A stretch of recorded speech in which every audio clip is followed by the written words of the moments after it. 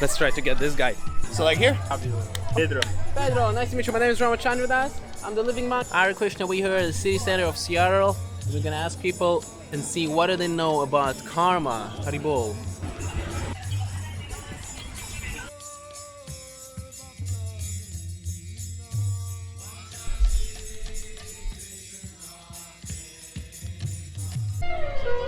Hey pandas, I love pandas, man. How's it going? How's your day? Hare Krishna, everybody, how's it going? Karma, such a trivial topic. We all heard about karma. So many people already probably told you about karma. You watched so many videos about karma. And yet, I couldn't find any satisfactory answer to the 4 questions I put in this video. So watch the video and let me know down in the comments below your answer. Come on, be spontaneous. Awesome. Hey, how's it going? We here with? Ryan. How's it going? We here with? Ugo. Ugo, nice to meet you. How's it going? We here with? Ryan. Ryan, nice to meet you, Ryan. My name is Ramachandra. I'm the living monk. You can find me on YouTube, Instagram, and today I'm asking people about karma. We heard about this concept so much. What is karma for you? It's a moral guideline. I think karma is kind of like the cycle of, I guess, if I can explain it in words, good and evil. You know, if you do good, good will come around to you, and evil, vice versa. Awesome. Yeah, karma for me is basically, if you treat people well, then you'll do well in life. You get what you do and things like that. Okay, awesome, man. Kind of the cliche, what goes around comes around thing, Okay. but more like on the aspect of, being a decent human. You know what I mean? It's like natural, that's what happens, right? What goes around Comes around. Yeah. Awesome. And today I ask people about something seemingly trivial, karma, and yet I came up with these 4 questions that I couldn't find really a concrete answer, so I wanted to see what people think about it, their own opinion. What is karma for you? Well, karma is basically, for me, is something that when you do something, action, Yes. you will receive it back. The way, depending of how you did it, if you did it in good intention, bad intention. Energy, okay. And it could be good or bad, Yeah. and it's what you sometimes dissipate or sometimes, I don't know, something like this. So about karma. And Pedro, and It you? makes sense. It's what you give to the universe. You get Universe back. gives it- Right, action and reaction. Simply put, for every action, there's an equal opposite reaction. Okay. You know, if you do something bad, that might come back to you. If you do something good, it could come back to you. Something good, it comes back good. Haribol. So that was a little warm-up question. It's not actually part of the 4 questions.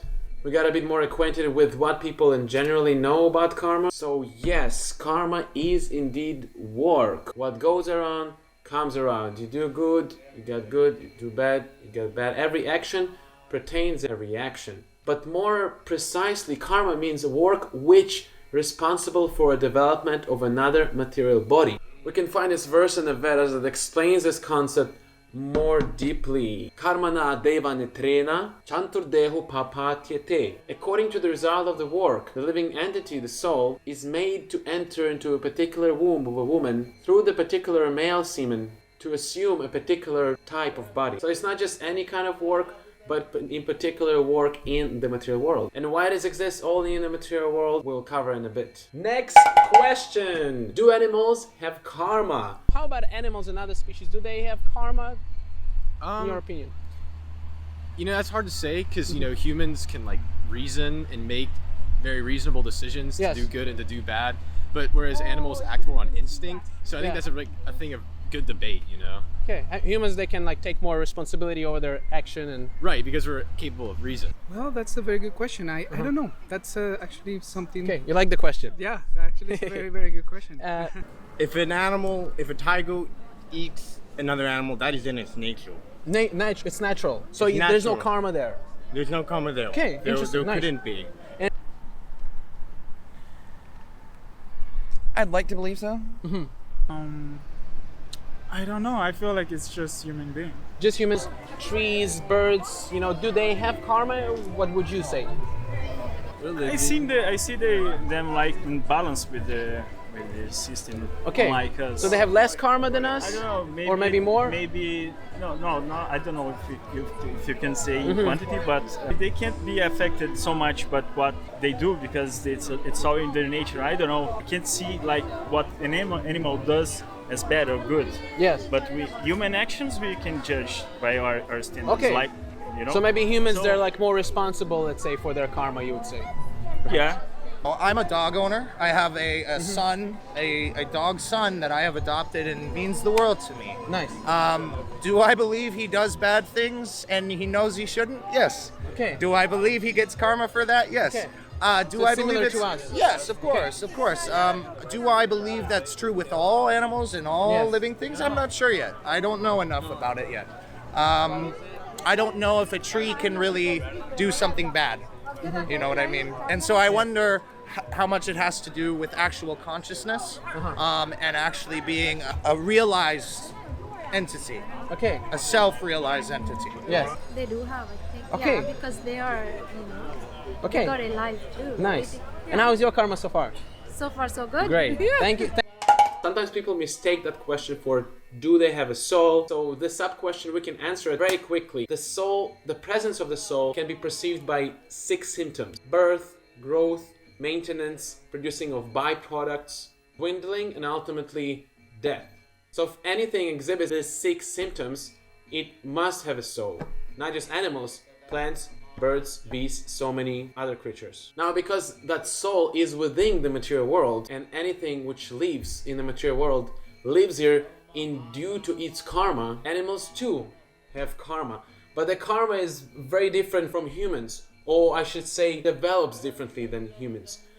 Humans, like Ryan and so many others, they said themselves that humans have the ability to judge, to decide for themselves. They're able to take responsibility, in other words.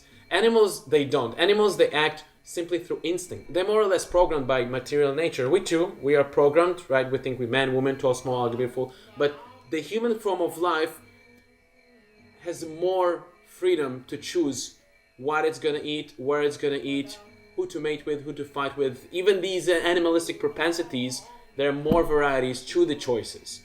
Animals cannot. Animals, they, for example, an animal, a lion, procreates in a particular time of the year. Because they act on plain instinct, they're not responsible for more karma like human beings. Human beings, they can get more karma. Animals are living their past karma and purifying it gradually until they come to the human form of life.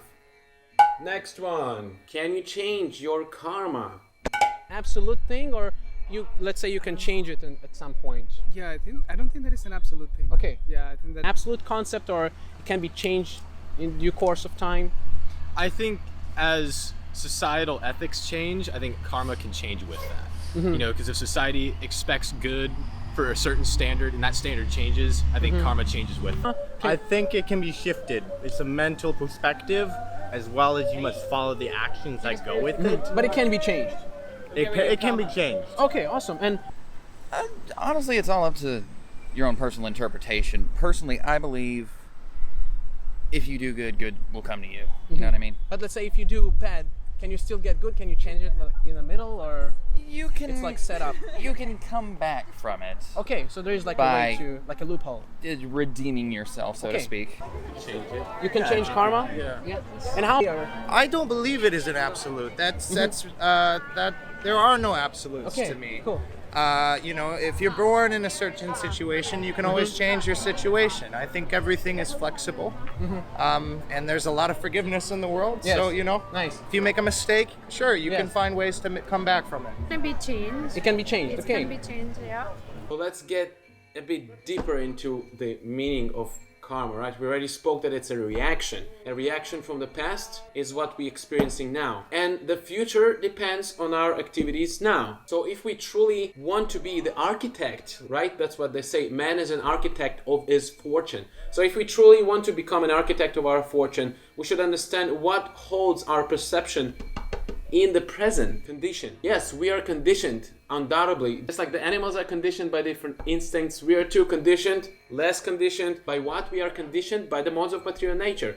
Passion, ignorance, goodness, all these different conditions, they stimulate our perception. In a similar way, like you have the color grade, red, blue, green. These 3 colors expand and they create this picture. So in a similar way, the modes of material nature color grade our perception. So if we want to change the result of our karma, Or our activity, our ability to change the result of our karma depends on the perfection of this knowledge. There's no need to track the karma. Karma is there from time immemorial. It is not eternal, just like the material world is not eternal. Karma is not eternal, but its effect is very, very long lasting. In fact, it's said that even great sages cannot ascertain the course of activities of the karma. So I do speak about a regular human being, right? But that's not the purpose to understand your previous life or your future life. No, the purpose of perfecting that knowledge is to understand what is happening right here, right now. So we can make a responsible choice and choose to get an ultimate relief from this whole entanglement. And it connects us to the next question. Next one. Can someone take your karma? And another thing I was thinking about is, let's say you done something bad or something good. Can someone take away the reaction from you? Can someone take away the karma for actions from that? Or you done something good, you're going to take the good reactions? Honestly, I don't know. Okay. I don't know. And that's actually another good question, because who defines what's good, what's bad, right? Yeah, well, for you, Yeah, whatever good that's- for you. whatever it is or what just it like gets as in terms of reaction, because like already we acknowledge that reaction, there has to be some sort of reaction, good or bad, so like another thing. But can you take that reaction like from whatever's supposed to happen or whatever, right? Yeah, I don't know. I don't know if somebody else or something else can take it away from you. Okay. It all depends. I think that it's a learning process. I Okay. think. Like you learn from your own actions, I believe. Okay. I don't know. Yeah, maybe if someone can take away the reaction, you're not gonna learn. Then the whole thing is useless. I believe that, each person has their own karma, and you can't take away from another person's karma. Okay, cool. You can make their day worse, which in the end will make their lives better. Okay. Because that karma will then go around in a circle. Yeah. I think in taking someone's good doing, that's basically a wrongdoing. Okay. Therefore, not so much. Cool answer. I like it. And Yes, the spiritual master who knows the science behind matter and spirit and how to purify one's existence. But this process, again, because it's a spiritual process, it's not either physical process, ritualistic process, or sensational process. This is a process of self-realization, of knowledge, of understanding, of discovering, or I would say rediscovering who you are. It doesn't exactly take the karma from you. It teaches you how to get rid of it yourself. Otherwise, what is the use? He's gonna take it, and then because of your own foolishness, you're gonna get it back again. That's not the purpose of spiritual life. The purpose of spiritual life is to do things consciously, with attention and with the heart. So by this assimilation of the knowledge that the spiritual master gives, literally the karma is burnt. In fact, there is a verse like that from the Bhagavad Gita, where Lord Krishna says, "As blazing fire turns firewood into ashes, O Arjuna, so does the fire of knowledge turn to ashes all reactions to material activities." So what the spiritual master does, he gives us access to this blazing fire of knowledge, spiritual knowledge. And when we realize that knowledge, that realization burns all our karma. We're going to speak in the future about how that process actually works. Let me know down in the comments if you'd like to hear specifically about this topic. But for now, we can conclude that the purification or the burning of this karma depends on you and your realization, your own perception of the teachings of the spiritual master. Next one. Okay, the next and the final question. Are you ready for that? Why karma exists? What do you think? Anyone answer that? Have a look yourself. That's a good point. And that kind of brings me to the last question I wanted to ask is why that concept at all exists? Either it's true or not, why does it exist in our consciousness? What's the purpose behind thinking about karma or considering things as karma? I don't know. I think that it's a way for us to kind of like keep an order or to keep a check and balance, this type of thing. Yes, that's what I think. I don't know. Nice. It's kind of like to find this balance. Okay. Between whatever that we consider what is bad or what is good, and to have a more peaceful life, I think. Okay, awesome, Mogo. Thank you so much for this brilliant conversation. I really enjoyed it. Oh, thank you. Check out The Appreciate it. Living Monk, subscribe. Hare Krishna. Thank you. It's probably because it's because society, everything is connected. Like if you do something wrong, it's gonna come back to you. Okay. And if you're not good to people, maybe someone else is gonna be bad to you. So. To have some check and balance in Yeah. society. Okay, awesome. balance. Thank you so much for your time, Marcel. I think we experience karma because if we didn't experience karma, we'd see people behaving in really bad ways. Be And like there- chaos and... Well, there would be chaos. Okay. But I believe that those bad people who commit karma, they wouldn't have horrible things in their lives. Okay, there'll be no like a check and balance thing. There would be no check and balance. Okay, cool. So it puts things into like a In productive order. Okay, cool. Well, thank you so You're much. very welcome. Ryan. I think there's just, it's hard to say whether or not like a an outside force governs us, like people like to say a god, a spirit, or whatever. But I do think there is an energy that governs us all. And arranges the karma for everyone. It arranges the karma, right? And it's there, and it connects us all. But for what reason? Like, why would such a thing would be necessary? Maybe just keep us all human. To make sure humans act well towards each other. Okay, some check and balance, so we coexist together nicely. Exactly. Okay, awesome. Thank you, Ryan, for your time. Yeah, thank you. Check out The Living Monk. Subscribe. Absolutely. Hare Krishna. So like many people said, karma sets everything into perspective. More precisely, everyone's enjoyment spirit into perspective. Since here in the material world, our enjoyment depends on someone else's work, we have to be responsible for that work. If you employ someone to serve you but you don't give him payment, you're punishable. So nature is programmed in such a way that everyone pays up front for his enjoyment. Meaning that one time you enjoy and someone else is working for you, and the next time you are working and someone else is enjoying. For example, the weekend culture, right? It's not that on the weekend everyone is on a holiday. No, someone is on a holiday and someone else is serving them. Someone is working in the coffee shop, at the cinema. So it's more or less a check and balance system. Are you still here? I would like to get deeper into the concept of why there is karma. Okay, so a bit more attention is needed here, okay? Listen up. It's all related to our enjoyment spirit. Everyone wants to enjoy, but at the moment our enjoyment is material. It's that it depends on someone else's suffering. Or in other words, it's relative, right? For me, a certain enjoyment will not be an enjoyment for you. A classic example is, let's say, meat. Someone likes to eat meat, but the animal has to suffer. So this enjoyment is there, but that enjoyment is relative, and it causes other suffering.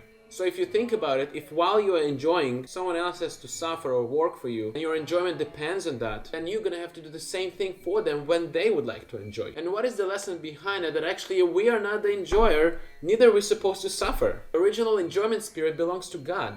In Sanskrit, God is called Purusha, or in translation to English, the supreme enjoyer. And the system was indeed created by him. We learn how to enjoy collectively, not individually. Because what happens individually?